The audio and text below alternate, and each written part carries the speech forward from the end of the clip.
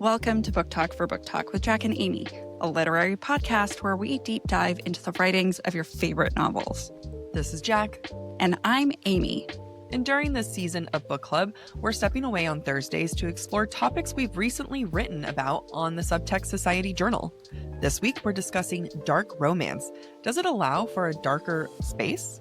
The Subtext Society Journal is a space for critical thinking and cultural reflection on the genres that are too often dismissed, including romance, romantasy, fanfiction, and the narratives that live rent-free in our hearts and minds. We're creating a bridge between academic analysis and everyday reading experience, between highbrow literary commentary and the deeply personal way books shape who we are. We publish thoughtful essays from our readers, ourselves, and guest contributors that explore the moral questions, genre evolutions, and cultural conversations happening in real time. We are redefining what deserves serious attention in publishing, and we're doing it with feeling. The views expressed in this episode are entirely our own and are not meant to represent the larger opinion of the bookish community. This podcast is a discussion shared to spark thought and conversation. Readers and listeners are encouraged to share their own analysis and thoughts. Explicit language, as well as themes of sex, violence, abuse, depression, self-harm, and death will recur throughout this podcast. Listener discretion is advised. All right. Hi. This is our first time doing this one. Yeah. So this is a learning experience. We're all going to fuck up together. That's a nice way to put it. So we decided that our Thursday episodes need to have a little something special / send your asses over to Subtext Society Journal. Let's be real. That's what we're trying to do here. I'm sorry. Amy's face was like, whoa, look, I'm here for transparency and honesty. We want subscribers. We want you to contribute. I know what we're doing, and now you know what we're doing. I appreciate your honesty. Your spiciness is coming through. We also wrote some really interesting things, in my humble opinion of having been a writer of that.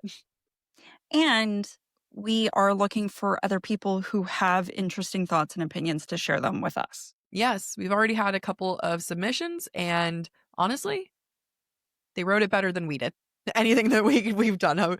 Reading some of these art submissions, I was like, oh, they're truly smarter than us. So today we are discussing an article that I wrote back in September called "Is Dark Romance Allowing a Dark Space?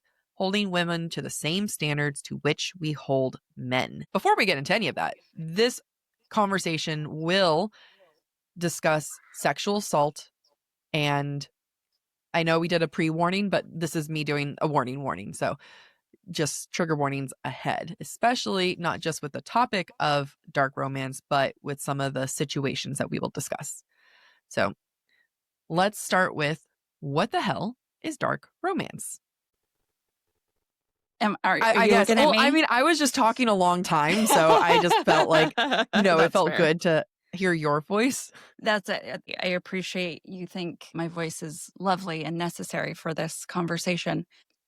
Dark romance. So dark romance, I think if I were to explain it, and this is not an educated explanation, is it's pushing the boundaries of what we find acceptable in romance and pushing past what we would say are societal norms when it comes to us reading romance or women reading romance or whatever the case is. It's things that if it happened in real life, we'd probably have an issue with it. Yeah. But, and you put it very well in your article, it's a space where the forbidden and the uncomfortable can be explored in a controlled environment. Yep.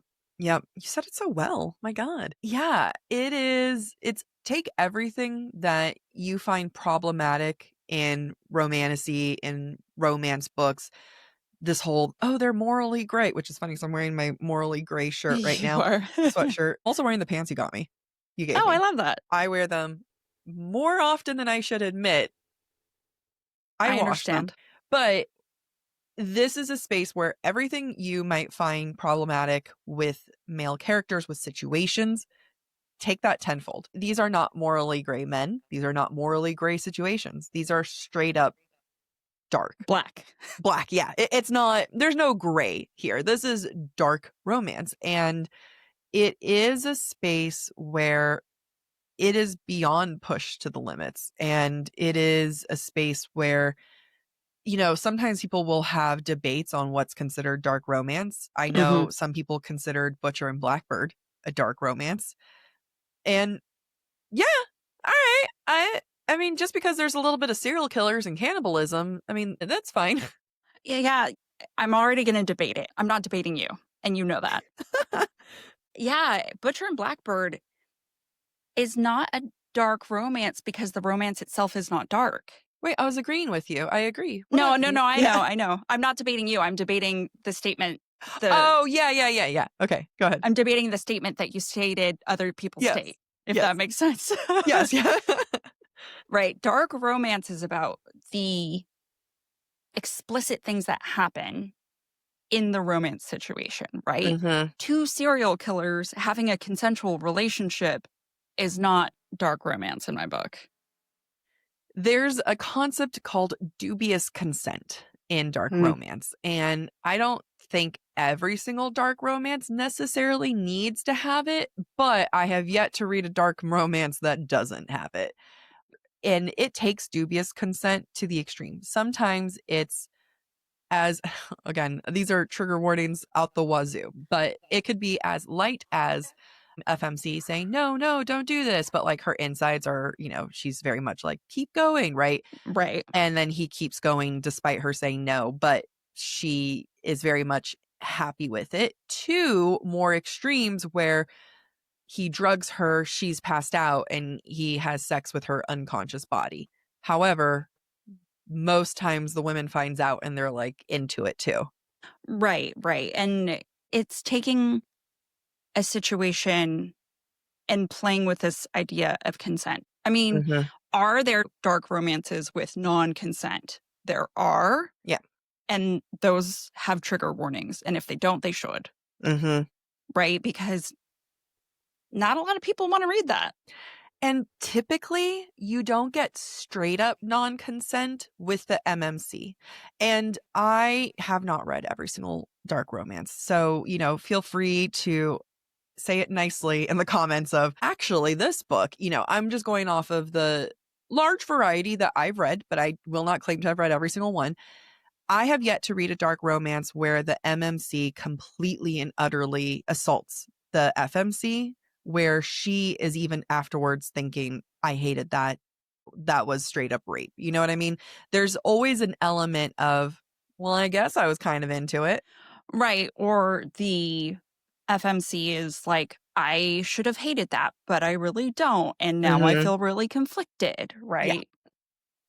And it's those moments. And that's just, the idea of consent and sex, right? Then you go into darker topics, right? Where you have serial killers, you have stalking. Like, I mean, Hmm. is it a dark romance if someone isn't stalking someone, right? Putting cameras in someone's room to watch them. Like, that's another reason why people think Lights Out is a dark romance because he stalks her, but like with a heart of gold. You know what I mean? And these guys don't have the heart of gold, right? Like they're absolutely dark. One of the first dark romances that I really threw myself into was Hunting Adeline. And, the second he put that gun barrel up her vagina, I was sold.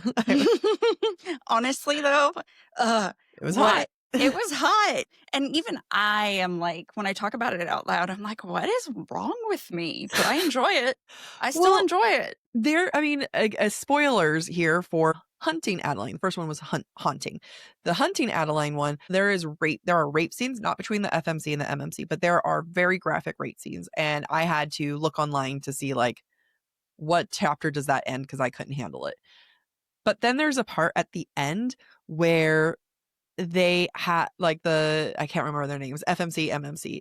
I mean, Adeline. There you go. I remember her name. Zaid Zaid and and Adeline. Adeline. Yeah. And the people who tortured her, kidnapped her, tied up to a tree. And there's like the scene where she's like crouching in front of them with her legs spread. And like, I think she's like, and her pants pulled down and he's behind her, fingering her. And he gets her off in front of the people who kidnapped her and trafficked her. Mm. I was like, I was like, I kind of get, I was like, this is one of those moments where you're like, I'm not like, this is dark romance. And you're kind of like, I don't want to say that's hot, but that's like literally the whole point of dark romance is saying like, that's hot. There was another book, which I won't mention because, well, maybe I should mention so people don't. Anyway, where an adopted brother, again, dubious consent, takes his adoptive sister, over their adoptive father's dying body. It's giving Shake That Bear. And it's did that bring back college memories? Uh-huh. Uh-huh. So it's one of those things where you're like, is it like what it's dark romance is filled with why am I kind of okay with that? I'm not gonna say it's good. I'm not gonna say that you're just kind of like, all right. And again, we are only speaking for ourselves. And we're not speaking for the dark romance community, but this is why the dark romance community is very often misunderstood because people don't get it. Oh, now I moved on to the next topic. What do people think about the genre? Dark romance is often dismissed. It's often described as like, women who like fucked up things and they're fucked up and anything that's wrong is because of dark romance. It gets a lot of heat out in the non-dark romance community. And when you go into online conversations, there's a lot of reason why people like dark romance, whether it's exploring not even like their own personal boundaries, but just exploring what they like or don't like, or not that they would go and reenact it themselves. Although, give me a forest and a man with a mask. I'll dabble. Hot man consensual mask. But, like there's these things that women get to explore. And one of the most powerful statements I've seen online are women saying that it helps them process their own sexual assault that they've experienced. And Some who are women. we? Some women, yeah. And who are we to say that's that's how they should or should not process it? If it's helping them process, it's helping them process. But I think dark romance genre is more complex than a lot of other genres because it's making you think in very critical ways where it's like, why is my brain accepting one part of this when another thing is true about this genre, things that I'm reading? Yeah. As you were talking, it made me think about porn and men Mm-hmm. watching porn. Mm-hmm. And there's a lot of kinky shit out there. Mm-hmm. And whether you're a man or a woman and you enjoy it, that's your own cup of tea. Yeah. How is this any different? For me, it's all cerebral. Yeah. It's not happening to real people who are Mm-hmm. doing these things for pay and potentially not wanting to do these things, right? Who knows? There are some really graphic, terrible things that people do in porn that I don't need to see.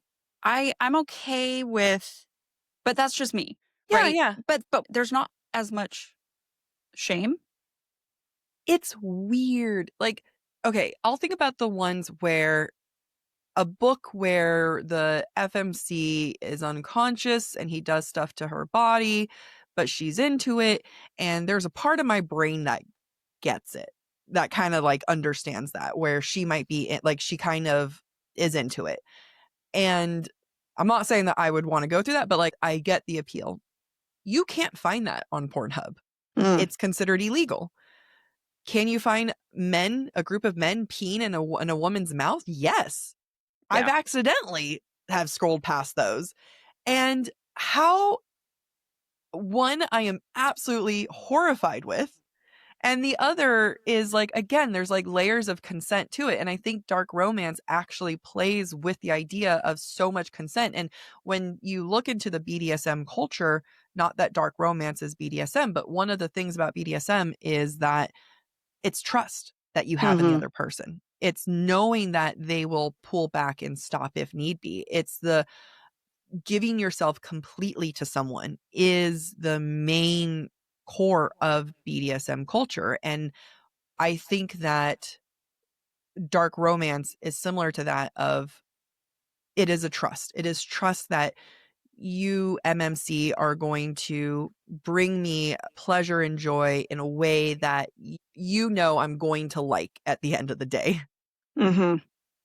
Yeah, well, and it's also, I would say, with dark romance, the reader in some ways is trusting the author, right? Yeah. To take me on a journey, keep me safe, and if I don't like it, I'll put it down. Hmm. I don't have to keep reading. Anytime there's so many people online who will read a dark romance book and then review it and they're just like, I had to put this down. This is disgusting. This is blah, blah, blah. And it's like, you didn't have to pick it up. You don't have to read it. You can start a book, realize that it's not in your lane, and put it down and not leave a damn comment about it, a Mhm. review, because then this book wasn't for you. Right. I get very annoyed when you get the occasional TikToker who they do reviews and then they'll pick up a dark romance and they shit on it just because it'll get them views. And it's like, well, you could have looked at it, said, wow, this is beyond my boundaries of what I'm comfortable with, Mhm. and then moved the hell along. Yeah. Exactly. That's why trigger warnings exist. Yeah. And I'm gonna read me. I think oh, I was gonna have little maybe we'll no. We'll save that for a future idea was like reading clips in between, like reading segments so that in between we move on. It's like us reading portions, Mm. going in like segment into segment. In the future, we'll do that. Yeah. Yeah. Well, one of the things I say is that for me personally, if the trigger warnings read like a grocery list, then I'm on board. Mhm. Mhm. Which is so funny because in social media, when someone is crapping on a dark romance book, I feel Hmm. like half the time the comments are, "This sounds great. What's the book's name?" I'm into it. Tell me what the book's title is. Sometimes, like people promote books for dark romance of I'm gonna just read the trigger warnings. And then you're Mhm. like, I want that, please. Give me that book. Yeah. I'll take that trigger warning. Absolutely. Yeah, it's one of those things where you absolutely have to read those trigger warnings. Unless you are okay with like I like to go in blind because I think the trigger warnings kind of spoil some parts for me. But that's when if you are an avid dark romance reader, then you see something, you're like, ooh, I'm not comfortable with that. That's on you for not reading the trigger warnings. Mhm. And that's on me to either jump ahead or put it down and accept it. And I actually think like dark romance readers are, in that sense, very understanding readers. Mhm. Yeah.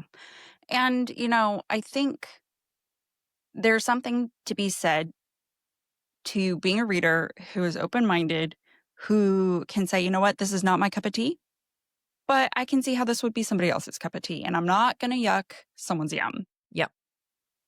Talk about the romance genre. That is one of the best ways to summarize the community is that it's just a community that's like, you know what? I'm not going to yuck your yum.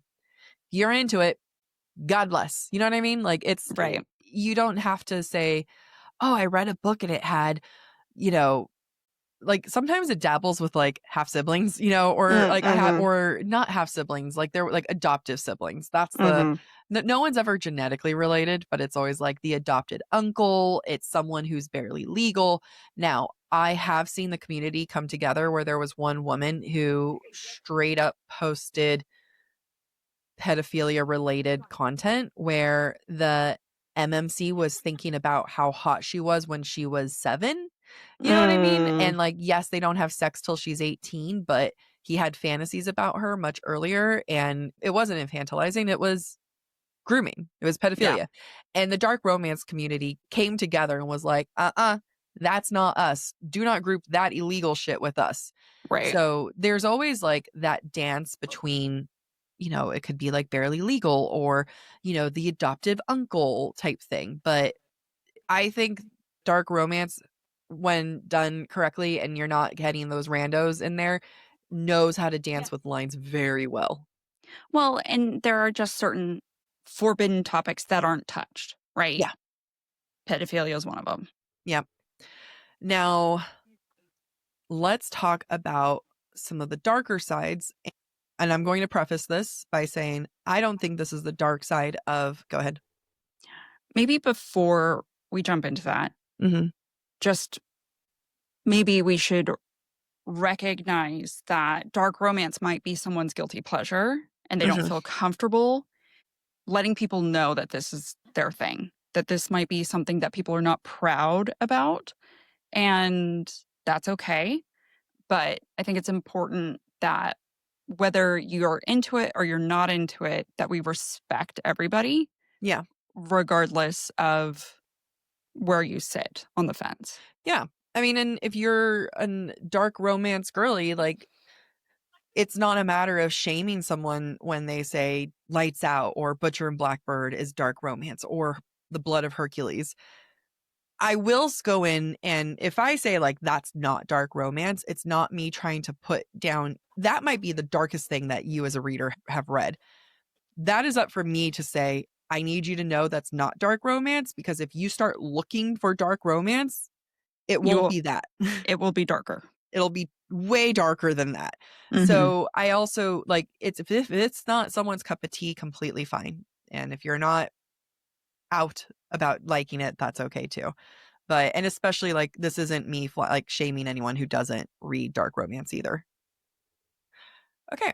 So going into a darker moment in the book community that people love to blame the dark romance genre, but I feel like it's part of the bookish community as a whole is something that happened back in August 2025, and that is the Sinners and Stardust Ball, which was a bookish event. It was a dark romance themed where dark romance authors showed up, cosplayers cosplaying as dark romance characters and creatures. Because again, dark romance doesn't have to always include humans.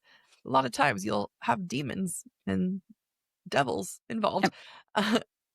Yep. Never seen a monster dark. I mean, is a demon a monster romance? Anyway, so like you had cosplayers, you had all sorts of exciting things happening, and then ultimately dark romance themed event and ball where authors and guests and everyone, cosplayers all get to go.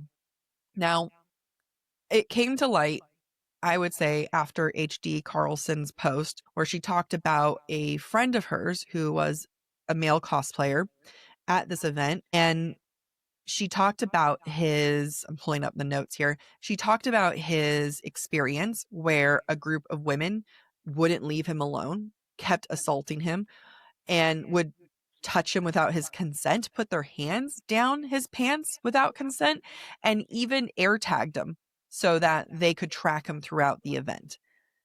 That's one instance. Another instance is an author had a fun good girl box and people could put their hand in and it pulled out a toy and it was like, oh my God, just a fun good girl box. Another person at this event got a dildo from the good girl box and in the middle of the hotel lobby stuck the dildo against the wall and started deep throating it. I mean, one, sanitary issues. We're not talking about that enough. But again, that's like no one is asking to see that. No one Right. is like just, doing something like that is horrible. And then a third instance that we heard there was that an author came forward and talked about how she was assaulted at the ball by her own readers, that women swarmed her and wouldn't let her leave when she expressed that she wanted to leave. And because of this incident, this author also said that she would no longer be going to these types of events. And the Sinners and the Stardust. Stardust event organizers eventually put out a statement saying that they're no longer going to allow masks, that cosplayers will not be allowed to roam for future events, that they will be regulated to one specific side, and that authors and vendors are going to have signs of their level of comfort regarding photos, physical contact, and they're also going to reduce capacity at the ball itself. Which, I mean, you can't fault the organizers for not anticipating this stuff, right? Mhm. But So it's good, and I'm glad that they're taking extra precautions for the future. They're learning Yes. from the mistake of, quite frankly, not anticipating the worst out of people because nobody expects the worst out of Yeah. people. Were they to never take these precautionary measures in future balls, that would be problematic. So Yeah. it is the responsibility of the event organizers to do better, but I also can't blame them for not anticipating this. You know, at the end of the day, it's not about the event organizers doing better, it's about the attendees doing better. These types of bookish balls happen all the time, all year long in every state, and Yeah, never in a million years would I expect a group of women to air tag someone. You know what I mean? Like, right. I don't think that there's any way they could have anticipated this or, put these rules into place. Like, a masked ball? Well, yeah, like it's a ball. You have It's a masquerade. masquerade. You have masquerades all the time. No one could plan for a woman deep throating a dildo in the middle of somewhere, in the middle of the hotel lobby. Apparently there's a video where I'm like, it's public. Why would you? Everything Well, is so public now. it's not even that, right? It's how many people were in that hotel lobby that were not part of the Yep. event, Yep. who did not consent to any kind of graphic display of that nature. What if there were children? It's an explicit sexual act that no one consented to. Right. It's no different to me than if a man were to pull out his dick and start masturbating in front of everyone. I mean, R- maybe it's a little different, but it's the level of like, no one asked for this. Well, it would be no different if a gay man, deep throated a dildo in a hotel lobby. I would still not be okay with it. Straight man eating out a vagina thingy. It's fine. You brought in gay men, and I was like, straight men can deep throat dildos too. So I just wanted, I'm like, what's the, straight man equivalent? But yeah, there's a lot of issues there, none of which that I think any event organizers could have anticipated. And Right. the first thing I discussed is why? Hmm. Why is this happening? And I will also state ahead of this next part of the conversation is I expect better of women. Is that fair? No. Do I feel like women understand the threat, living under the threat of sexual violence? Yeah. We were all taught that. And, statistically, men are far more likely to be the ones to be the assaulter. So, am I a bad person for expecting better from women? Maybe. But do I? Yes. So that's just kind of like immediately I'm just like disappointed in the women as a whole, where I'm like, you guys, don't you fucking know better? Well, and as you say in your article, it's not that you're holding them to a higher standard, you're holding them to the same standard you expect of men. Yeah. Men are just more likely to not meet that standard. Oh, thank you. I did say that. Yeah. You did say that. I was thinking a lot about this as I was rereading the article for today. And you do talk about early in the article about media and how media is geared toward the male gaze. Mm-hmm. And media, advertisement, marketing, it all objectifies things, particularly Mm-hmm. women, Yeah. because it is for the male gaze. And to what extent have women spent generations watching male media, Yeah. learning from male media? Because, Yeah. do we blame society and media for the way men act? Mm-hmm. I think so. And if women are doing the same abhorrent things, is it because they've also learned from the media? So I talk about in the article that the romance genre is one of the first true forms of media for women, right? Especially nowadays when you have these cute cartoons with rom-coms and you get the most explicit sex scenes involved, or especially with things like dark romance, right? Like, this is media for the most part crafted by women for women. And Mhm. I don't necessarily think that it's the media influencing. I think women have learned from watching men react to the media. And that's what I kind of meant. I meant the media consumed by men and the Yeah. men who consume that media. Thank you. I was not specifically talking about media created for women. Yeah, well, I mean, it's more about, like, I think men, the way that they have free reign to react to the media that they consumed is how women have potentially learned on how to act when you have media that's made for them.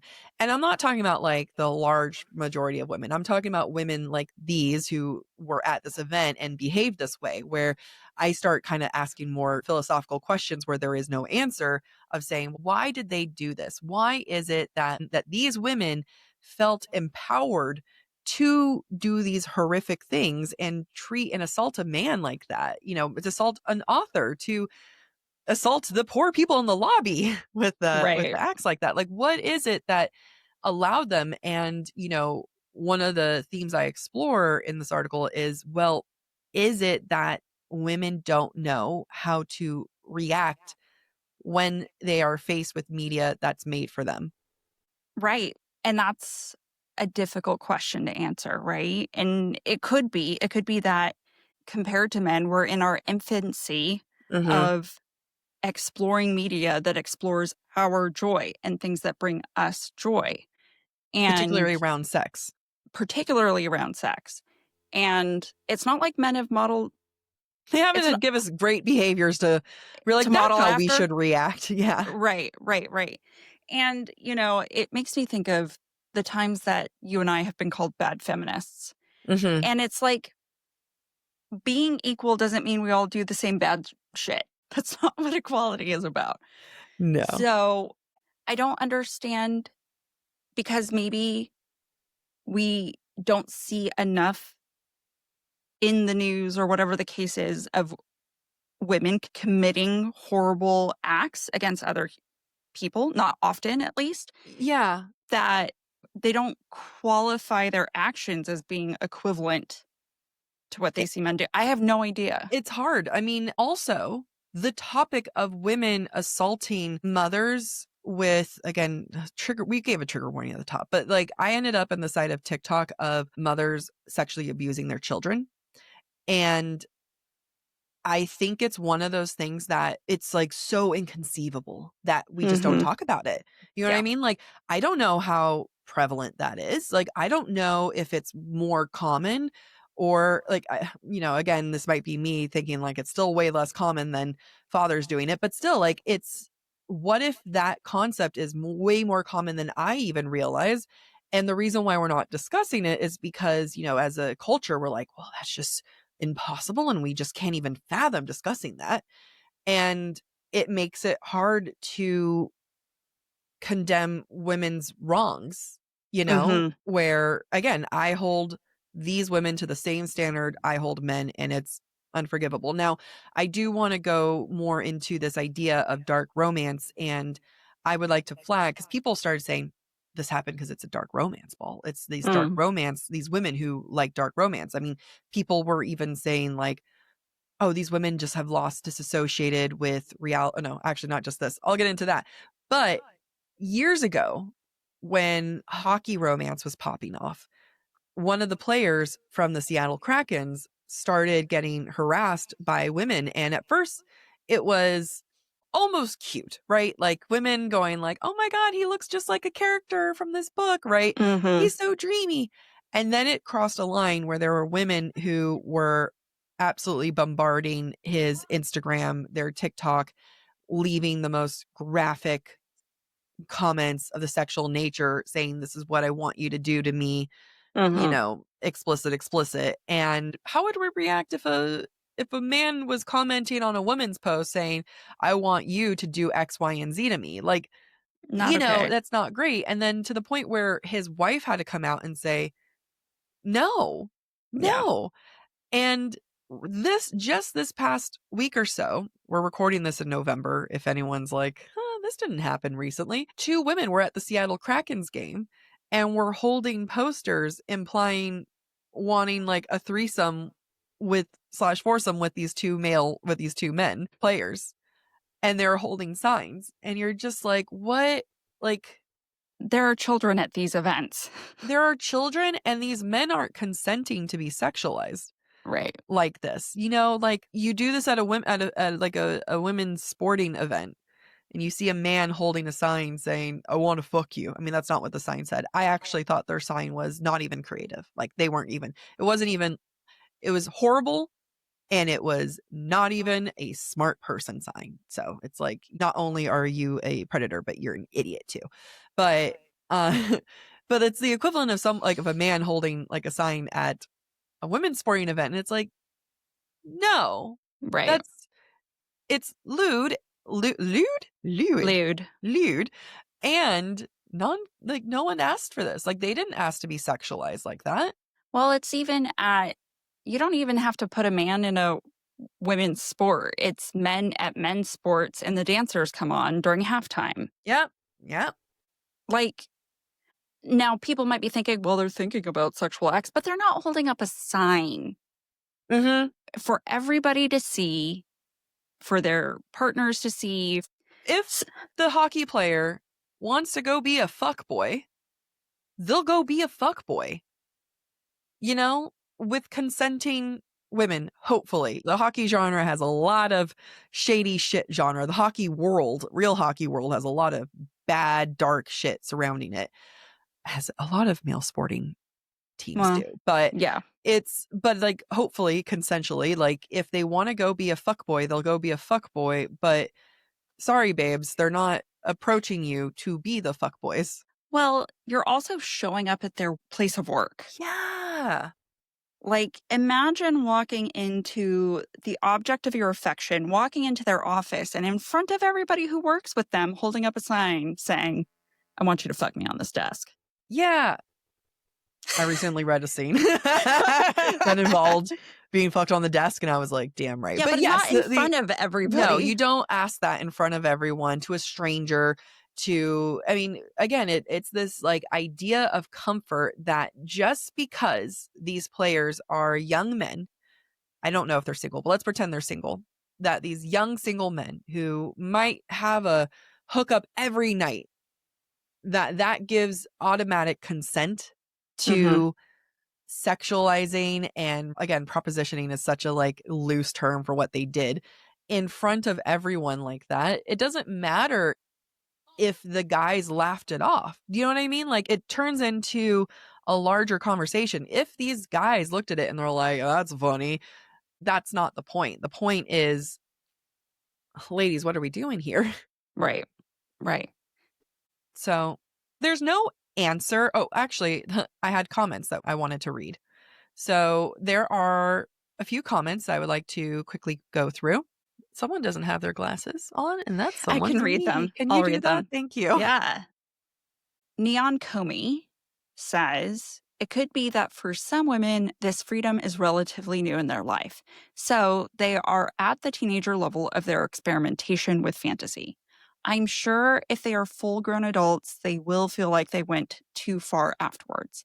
It's interesting, though. We write a lot of the quote unquote mass effect with crowds of men, how it can make them act in a way they would never allow themselves to act when alone. I wonder if this is similar, in a way much like the girl bully groups we know at high school. I remember during my first summer job in a frozen food company how shocked I was to see that some 50 plus women were acting like teenagers, talking about the boss and his wife, bullying others, etc. I couldn't believe it, and I was only 20 something. There is something, I think, to say when you are in a group of people that normalize Yeah. behavior that you might not normally feel capable of or empowered to do. And again, it's not the dark romance community that we're talking about. It's a herd mentality situation. It can happen in any situation. It could happen at any book con, right? It's not explicitly just this one community. Yeah. I mean, there's been moments, and I think of like concerts where all of a sudden, the doors open and everyone's running. And, I feel like I can confidently say that's my limit. You know what I mean? And, yes. And I agree with like what this person is saying, that there's this like herd mentality and people do things that they don't expect themselves to do. However, they're still doing things that, regardless of whether they expect themselves to do it, they're doing those things. It's like, one of my favorite videos on TikTok I've ever seen is a woman who was like, do you see how I'm super drunk and I'm not using racial slurs or raping anyone? Do you know what I mean? And like, that's the, Mhm. the herd mentality, a part of you comes out that like you're surprised that came out. I would like to think that I have enough in me and I've had enough situations that I have been the person to step in and say, No, this is not okay." Yeah. Yeah. I mean, at the end of the day, no matter how drunk we are, how high we are, How caught up in a crowd. how caught up in a crowd, how good we feel, how supported we feel, morality should still reign. Mhm. Morality is still number one. We should And maintain morals. and I feel like you either got them or you don't, or you can develop them. I do think people can learn morals. I really do. I think people can learn from their mistakes and say like, "That was a shit show. Nope, will not do that again." Like I would love to leave grace, because if we condemn people, now there are some actions that I will 100% condemn. Let's throw them away. I have no desire to let them out into society.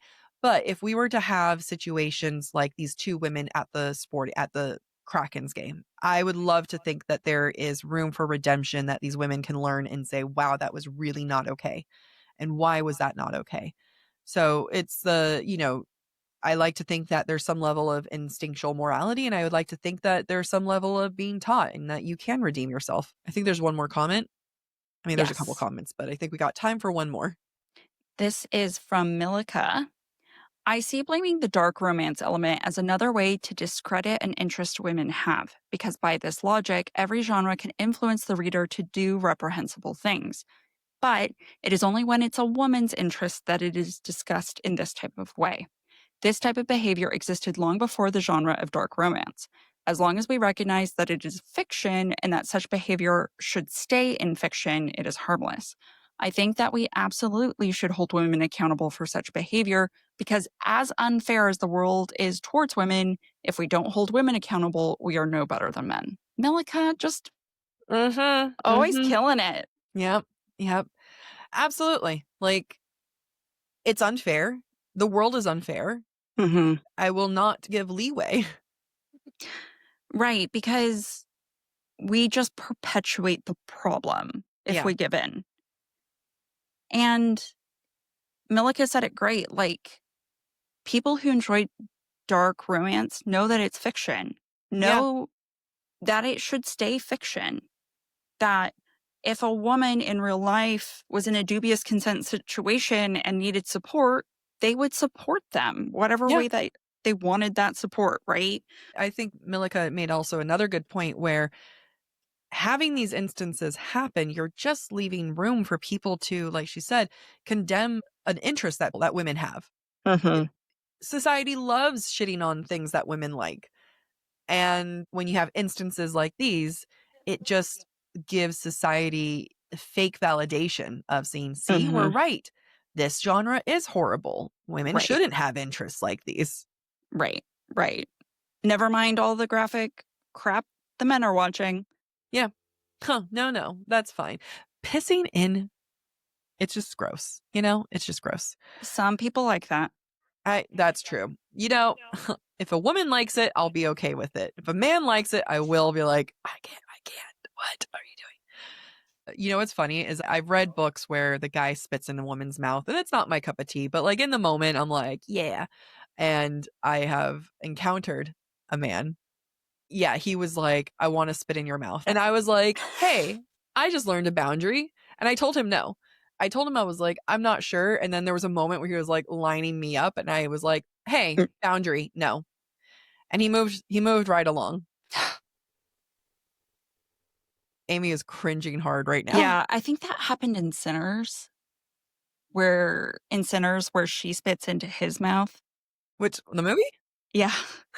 And I remember being like, "Ugh, I can't do Yeah, it." And it's that's just a me thing. yeah, You know what? I haven't encountered it in the bedroom. Maybe I'll be into it if I'm in the bedroom. I don't know. Honestly, I mean, because like in the books, I was like, okay. And like I'm not like, guys, it was like a heat of a moment situation. I mean, we had already talked in a non heated moment of lines and boundaries of what we like and what we're willing to do. I very much believe in doing that before when you're not in the heat of the moment. and having that upfront conversation. So we had already discussed boundaries, and that was one that I had expressed like not being sure. And then in the passionate heat of the moment, I was like, you know what? Wow, I just found a line. I just found a boundary. That's a new boundary. We're going to put that right there. Yeah. Hard no. Hard no. Hard no. And again, I'm not going to applaud him because he, as all men should, back the hell off. So he doesn't get brownie points for doing what he should have done. Yeah. And I hope he finds a woman who's into it. I hope, you know what? I hope he finds the best mouth to spit into. I hope who he does. consents. Who consents? Who loves that shit? You know, good for you, babe. Go get it. Yeah. And if you're into it, I can send you his DM. No, I won't. I won't do that. All right. Thank you for listening to this episode of Book Talk for Book Talk with Jack and Amy. Next week, we'll be discussing Phantasma by Kaylee Smith. If you're enjoying the show, don't forget to rate, review, and subscribe on your favorite podcast platform. It really helps other readers find us. And of course, we'd love to hear what you thought of today's episode. Share your comments through our forum at booktalkforbooktalk.com, and we might feature your feedback in a future mini episode or in a Patreon exclusive episode. For merch and more ways to support the show, head to booktalkforbooktalk.com. You can also follow us on TikTok, Instagram, and YouTube at the handle BookTok for Book Talk. And don't forget to join us by subscribing to the Subtext Society Journal.substack.com to get more insights into the romantasy and romance world. Bye.